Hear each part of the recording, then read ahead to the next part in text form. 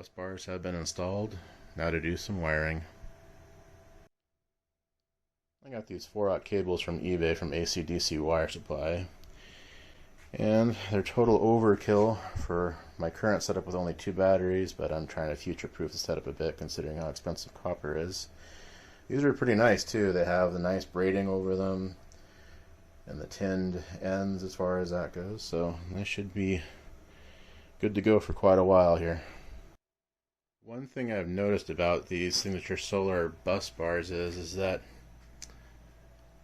they sent me 2 different colors, gray and white.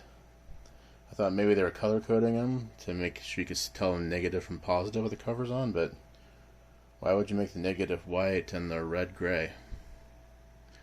I guess I just got something in the middle of them switching stock on colors. Well, it's up and running in kind of a test mode right now. Right now I am just running the mini fridge as a test load. But it does seem to be working. I got battery communication set up here temporarily over to the battery over there, so I can tell the exact state of charge rather than using voltage to determine what the state of charge of the batteries is. And the shunt is on, and right now it is pulling 212 watts from the batteries. So hopefully it stays up and running. I do have it on set up with a GFCI outlet here, so just don't stick your fingers in there. I can't leave well enough alone, so I keep messing around with things. I figured tonight I'd at least try to see what would happen with AC charging. And I did actually manage to get it to work with a temporary solution of wiring in a extension cord basically. So I'm going to do about 1,000 watts, otherwise I'm just popping the breaker since this is all on the same circuit in my basement here. But I got the fridge running as a test load as well as charging at 20 amps, which is a bit noisy. I've also gotten myself a solar assistant Pi here, so I got that working. And I've decided to switch out the shunt for a Victron so that I can interface into Solar Assistant easier. This Chinese shunt uses some weird protocol that I don't think Solar Assistant supports, so it's unfortunately kind of a waste of money for my current situation where I want to interface with Solar Assistant. I did actually get communication between the Orient Power wall battery working between both the Solar Assistant and the EG4 if I wanted to run it straight through the EG4 rather than going straight with the USB cable into Solar Assistant. That actually wasn't too difficult. I just set it to pylon and plugged it in, and it basically just started talking immediately. So I guess I got lucky on that one. Well, I tore out my shunt and all this other stuff in my bus bars, and I'm doing a different plan.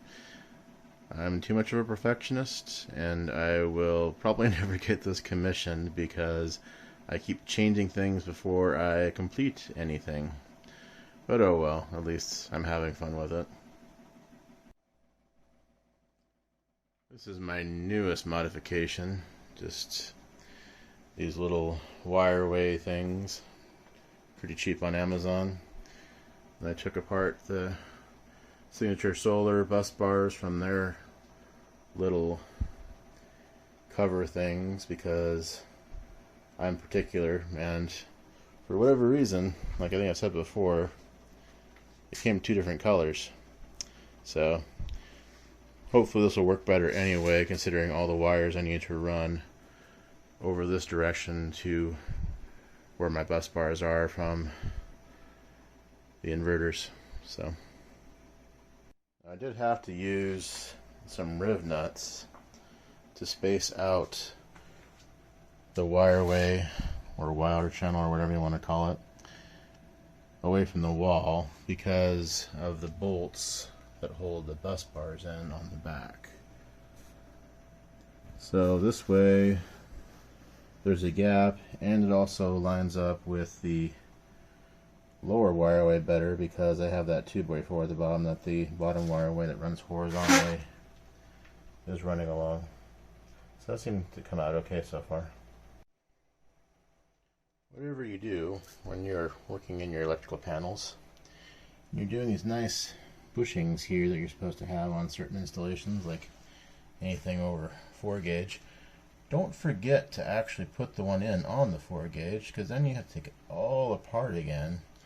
And trust me, getting 4 gauge back into the little tiny hole on the neutral bus bar is not fun at all. So I have Solar Assistant running, all set up now, nice and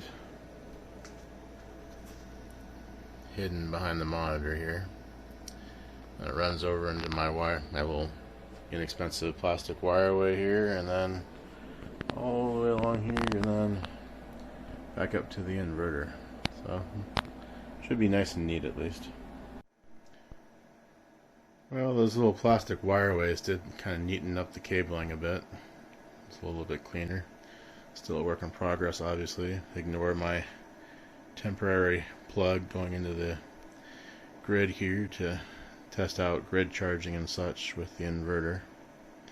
Oh yeah, that's pretty neat and tidy. Now I need to figure out what to do with all the wires and the batteries over here.